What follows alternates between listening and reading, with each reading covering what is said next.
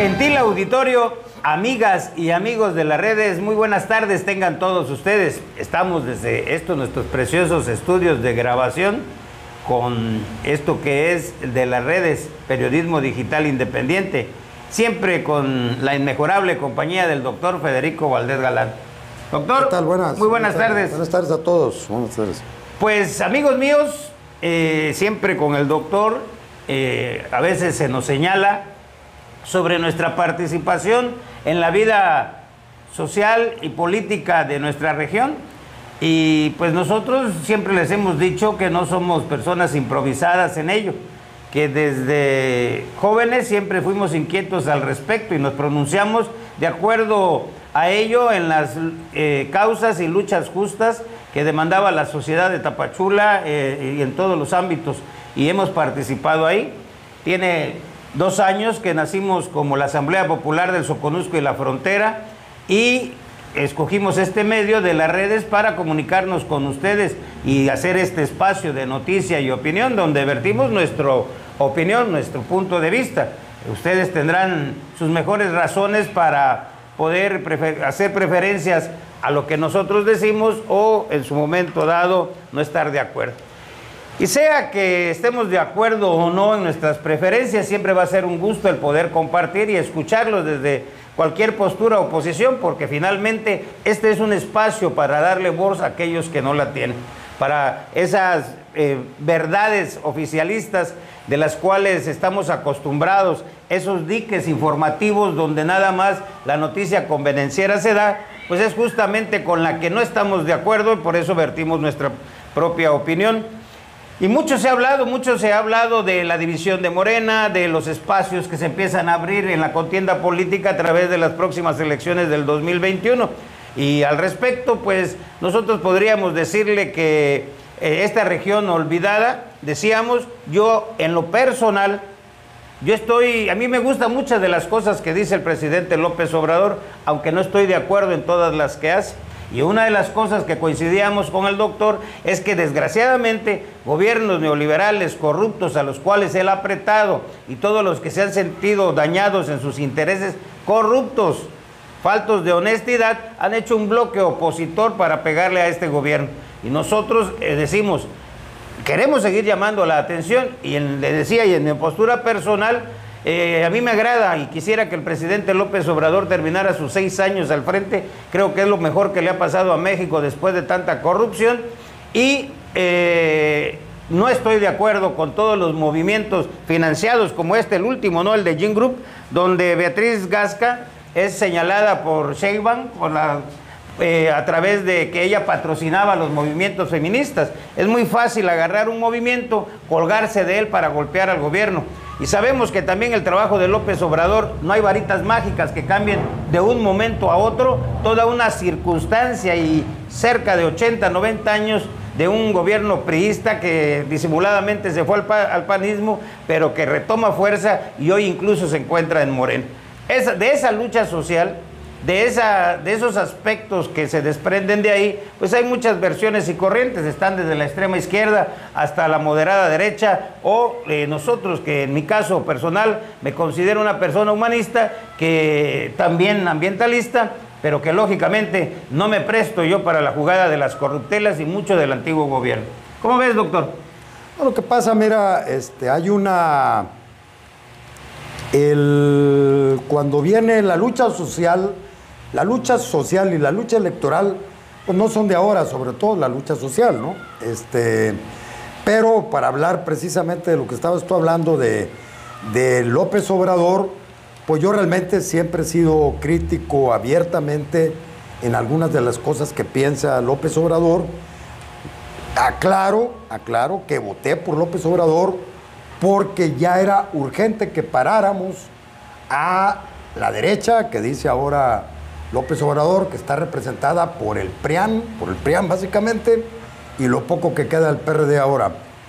Estas gentes, por decir algo que no se ha nombrado mucho últimamente, pero por ejemplo, ellos hacen la reforma energética, se vende un pozo, que es el Pozo Sama, lo vuelvo a poner de ejemplo, donde lo compran uno de los Gerard, Hipólito Gerard, compra el Pozo Zama en una subasta que hace el gobierno anterior con Enrique Peña Nieto. Estos Gerard son cuñados de Salinas de Gortari. El Pozo Zama es uno de los pozos petroleros más importantes que se han descubierto en América Latina en las últimas fechas.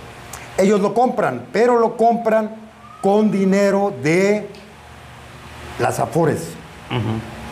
Gerard, el otro Gerard, el hermano de Hipólito, él maneja una financiera que se dedica a financiar proyectos económicos con dinero de las Afores. Entonces, Salinas, el de la Afore y el hermano que compra, fíjate, y les permitieron triangular de forma mafiosa ese dinero, pero como se dan cuenta que pueden ser descubiertos porque viene López Obrador, blindan la compra.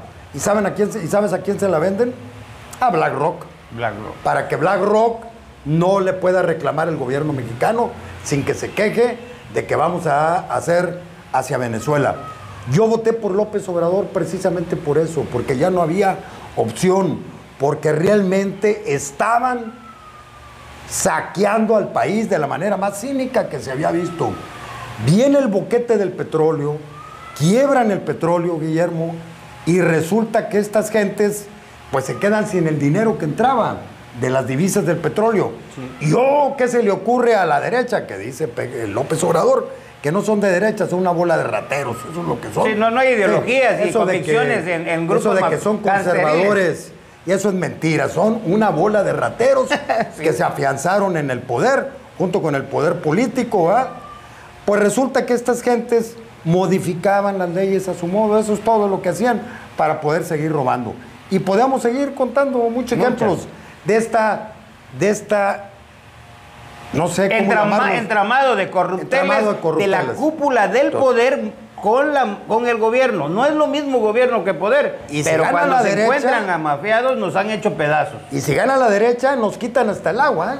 Así iban a privatizar el agua. Pero como se quedan sin lana, ellos no van a pagar a pesar de que se quedan con el negocio. ¿Sabes cómo taparon el boquete de la falta de divisas del petróleo? Genios, hay que cobrársela al pueblo. El gasolinazo. Meten el IEPES y por ahí tapan el boquete. El IEPS, y es lo que estamos pagando ahorita todavía. Porque esos señores quebraron a propósito Pemex para podérselo repartir. Esa es la realidad.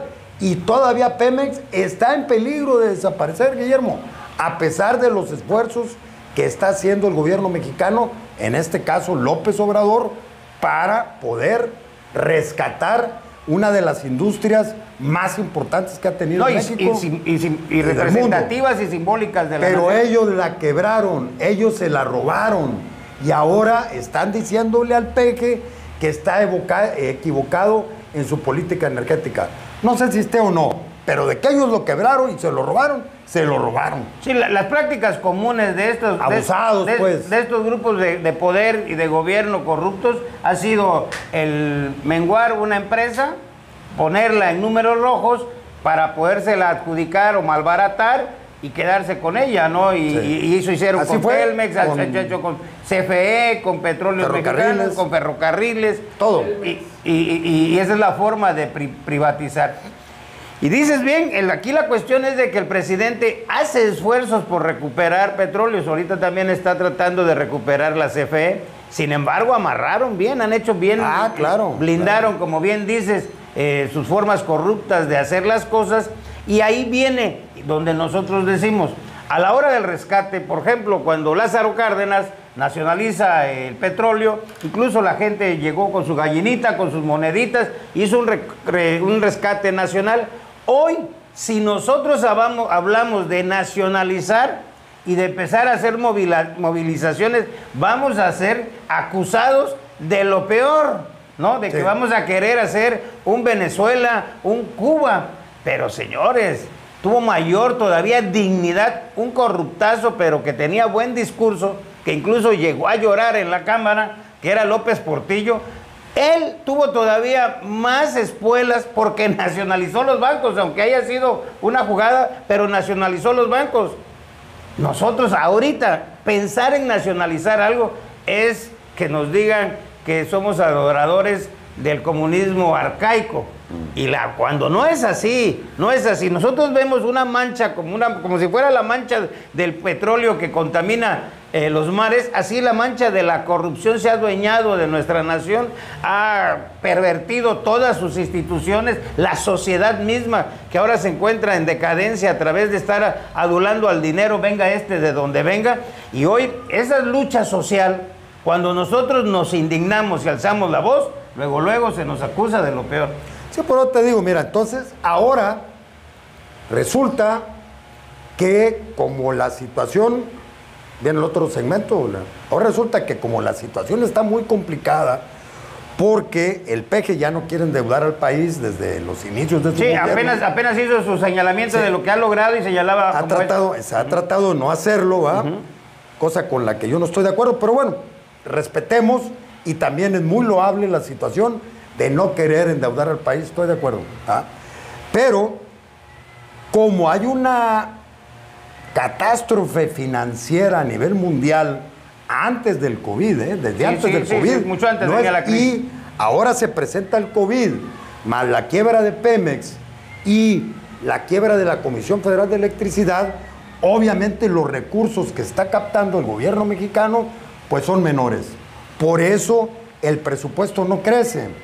Y ahora resulta, ¿verdad?, que qué casualidad, los 10 gobiernos norteños, ¿verdad?, ahora que estamos en problemas, se salen de la CONAGO y dicen: señor presidente, sabemos que va a haber una reducción de los recursos que se le van a repartir a los estados.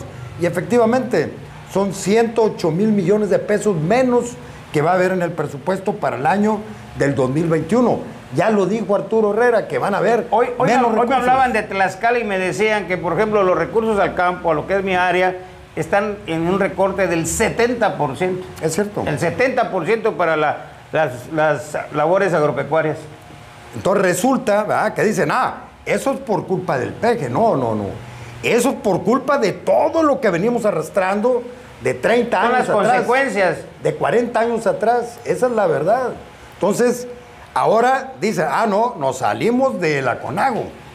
Y ahora amenazan con presentar una controversia en la Suprema Corte de Justicia para que el PG les aumente los recursos. O amenazan algunos con romper el pacto fiscal.